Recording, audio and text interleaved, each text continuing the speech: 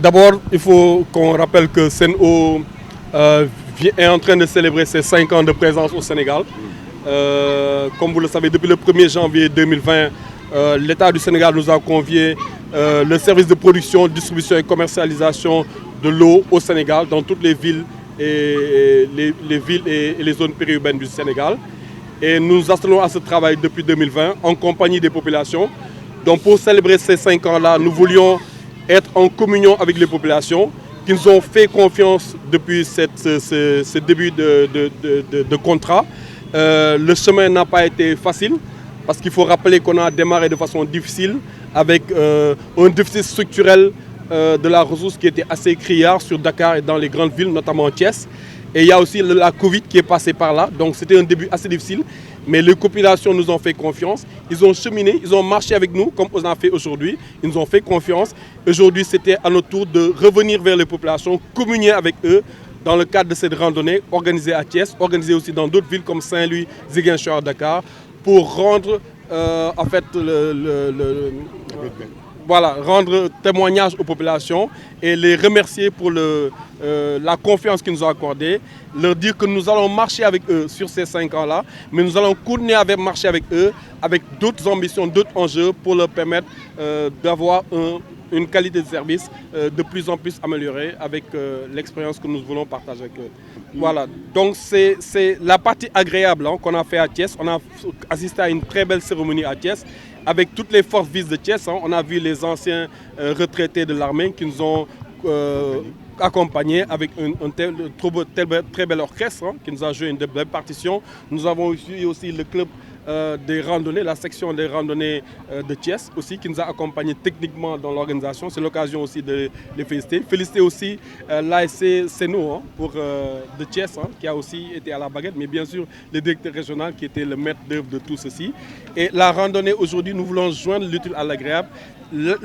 L'agréable c'était ça, l'utile c'était communiquer sur 2 éléments essentiels que sont la préservation de la ressource en eau et le fléau des déchets plastiques. Parce que pour la préservation de l'eau en eau, on le rappelle, les gens pensent que l'eau est inépuisable. L'eau, elle est bien épuisable. L'eau que nous avons est en train de s'épuiser progressivement. Et ce n'est pas quelque chose de particulier au Sénégal, on le rencontre dans tous les pays du monde. Aujourd'hui, vous allez aux États-Unis, en Californie, ils sont confrontés à un déficit en eau. Si vous allez en Australie, dans la ville de Melbourne, ils sont confrontés à des déficits. En Espagne, en France, en Arabie Saoudite, des pays beaucoup plus riches que nous sont confrontés à des déficits d'eau. Donc c'est pour dire que ce n'est pas une question de moyens. Parce que l'État du Sénégal, quand même, sur le secteur de l'eau Sénégal, a beaucoup investi sur ces dernières années. Des centaines de milliards, ça se compte. Mais il ne s'agit surtout pas que d'investir. Il faut aussi que les populations prennent conscience que l'eau doit être économisée, doit être protégée, doit être préservée pour que les générations futures, nos enfants, les futurs enfants, puissent avoir accès à cette denrée précieuse. Donc c'était ça le premier objet de cette randonnée. Le deuxième objet, c'est le fléau des déchets plastiques. On sait que les déchets plastiques sont cause de grands préjudices à l'environnement, notamment au niveau de la faune aquatique. On sait que les sachets qui se déballent dans la nature, qui vont dans la mer, ont tendance à atrophier les poissons et empêcher la reproduction et le phénomène de développement des poissons halieutiques. Quand on sait qu'au Sénégal, de plus en plus, nos pêcheurs se plaignent qu'il n'y a pas assez d'eau dans la mer, donc c'est l'occasion aussi de sensibiliser les gens pour que cette ressource aussi soit préservée à travers éviter d'utiliser de façon abusive les déchets plastiques et autant que possible ne pas les utiliser du tout. Les déchets plastiques aussi, l'autre impact, c'est au niveau de notre santé. Parce que les déchets qu'on voit dans la rue sont des niches de développement, des bactéries, les insectes, les moustiques se développent à travers les niches créées par les bactéries. Tout à l'heure, en venant sur la route, j'ai croisé un jeune qui était en train de brûler des déchets. Et dans les déchets, il y avait des déchets plastiques. Ce qu'ils ignorent, c'est que quand le déchet plastique est mis en combustion, il y a un gaz toxique qui se dégage et qui est nuisible à la respiration et au poumon. Donc c'est tout cet ensemble d'éléments qui fait que nous, Sen'Eau, en entreprise responsable et citoyenne, nous voulons profiter de cette randonnée pour communiquer avec les populations, les sensibiliser sur ces 2 enjeux que sont la préservation des ressources et éviter en fait d'utiliser de façon abusive les déchets plastiques. Nous remercions le Sen'Eau pour la confiance qu'elle nous a accordée, nous permettant donc d'organiser cette belle activité citoyenne. Donc la randonnée que nous avons organisée aujourd'hui n'est pas seulement une marche, mais c'est un acte de sensibilisation, mais également, comment dirais-je, c'est une action autour d'un enjeu majeur qui est mettre fin à la pollution plastique. Parce qu'on a remarqué ce fléau qui est présent dans nos rues, nos caniveaux, dans nos foyers. Donc c'est visible un peu partout. Donc et si on n'en prend pas garde, d'aller amener plus tard un danger par rapport à notre écosystème, notre environnement, mais également surtout à notre eau. Donc nous lançons un message pour dire que nous sommes. Donc merci à Sen'Eau pour la confiance. Merci aux randonneurs pour leur présence et que vive la collaboration. D'abord, ce sera des paroles de remerciement à l'endroit de la direction générale qui a voulu associer l'ASC Sen'Eau, l'ASC nationale, à l'organisation de cette journée, qui est quand même au niveau de Thiès une réussite parfaite. Après les remerciements à l'encontre de la direction générale, remercier notre responsable territorial, notre directeur territorial, M. El Malik Mbaye. Remercier aussi la Fédération nationale de randonnée pédestre,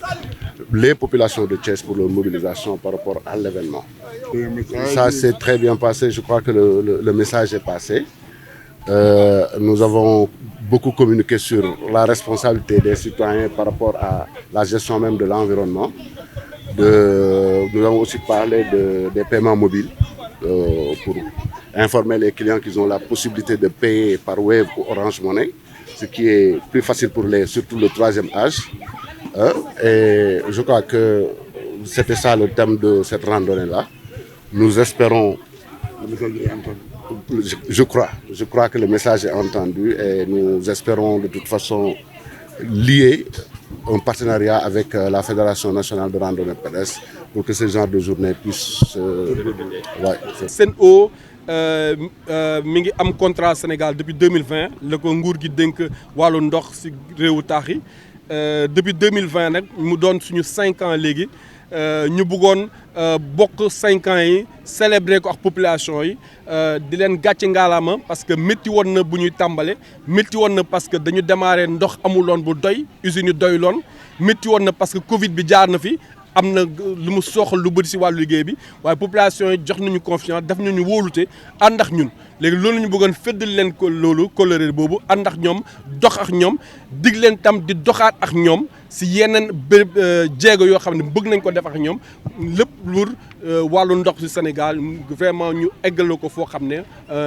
lu mucc ay la. ñu jàllale ay messages yu am. waaw ñu profité tam parce que wàllu ndox bi souvent dañuy xalaat ne ndox loo xam ne yàlla daf ñu ko jox daf ñu ko baaxalee te du jeex enkañ ndox day jeex Sénégal tubaab bi dañ nekk foo xam ne dañ koy woowee stress hydrique loolu mooy lu ñuy manque ci ndox di ko jëriñoo dafa ëpp li nga xam ne day régénérer waat si wàllu suuf bi soo jëlee Thiès sànq sax mënoon naa ko wax si olof soo jëlee Thiès amoon na napp si suuf bi amoon na napp bu gën am solo ñu yooyu napp maïstation napp bi wàcc na lu toll soo mën nga ko nattee si étage bu 7 étages wala 8 étages boobu la ndox bi wàccee donc pour te dire que ndox bi manqué nañ ko ba 7 étages bi wàcc na si ndox bi donc loolu baax na population xam ne doo fay du xaalis rek muy États-Unis muy Espagne muy ay Arabie Saoudite muy Australie ñu ngi jànkuwante wàllu ndox ñoom dañu mujjee sax finalement di yokk tarif bi pour changer loo nit yi am na ñuy dem sax ba léegi dañuy traité ndox bu ndoxu wanak nañuy traité waat pour naanal ko dëggu développé laay wax asamaan ñu Sénégal donc loolu balaa mu ñuy dal ndox doo xaar ba mu manqué nga soog a ut ay saafara balaa mu lay dal ngay commencé jël ay matukaay pour sàmm ndox boobu pour que suñu génération yi ñuy appelé suñu doom yax sët yi mën si njëriñoo beneen wàll bi mooy si wàllu mbuus bu ñu jëfandikoo mbuus xam nañ ne loraange yu bëri la indi si wàllu environnement si wàllu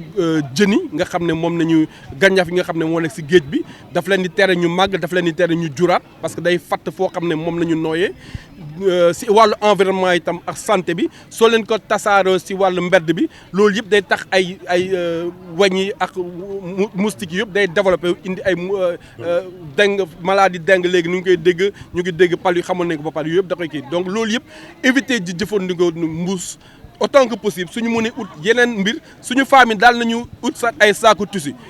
tailleur yi ñëw ñu gàddu ko dem marché ñëwaat lan mooy tere ñu delluwaat si cosaan yooyu mën nañ ko di ko def jël gàddu sa tissu mosutu dem nelwaat fóotaat ko ba mu set utiliser ko beneen yoon donc yooyu nañu vraiment profiter ñaax si population yi pour que wàllu ndox ñu préserver ko wàllu tam mbuus ñu éviter di ko jëfandikoo di wàllu loolu la ñu bëggoon wax. D'abord ci direction générale parce que lii boo gisee moyens yu mobilisé direction générale moo nekk ci ginnaaw moom moo ko organisé pour marquer les 5 ans de présence de la Sen'Eau fii ci Sénégal waaw kon mu associé ci ASC yi ndax li ñu def Thiès tey dañ ko def Dakar def ko Saint-Louis def ko Ziguinchor donc il a fallu donc mobiliser beaucoup de moyens ñu leen ci sant di leen ci gërëm di sant suñu kilifa fii ci région bi El Hadj Malick Mbaye ci présence am à nos côtés quel que soit nag suñu ay activités donc ci coaching bi ñu ngi ko ci sant bu baax a baax mais remercier la fédération bi nga xamante ni wàllum ndox bi randonnée pédestre bi ñoom ñoo ko jiite encadré ko je crois que lii buñ ko réussir tey le défi de la mobilisation c'est grâce à ñoom donc ñu sant leen bu baax gërëm leen di leen wax ne aussi bëgg nañu jàppante boo xamante ni waaw du fi yem mu bañ fi yem lu am solo la sant population yi bu baax ci seen disponibilité seen mobilisation remercier aussi les collaborateurs ñi ñuy liggéeyandool fii parce que tey moom vraiment ñëpp si jàpp gars yi mobilisé nañu Tivaouane Pout Pire Mékhé Mbour ñëpp a ñëw jàpp ci affaire bi Diourbel tout le monde ñëpp a ñëw jàpp ci affaire bi donc sant nañ leen bu baax vraiment waaw nit li Serigne Mansour doon wax rek boo bokkee ci dara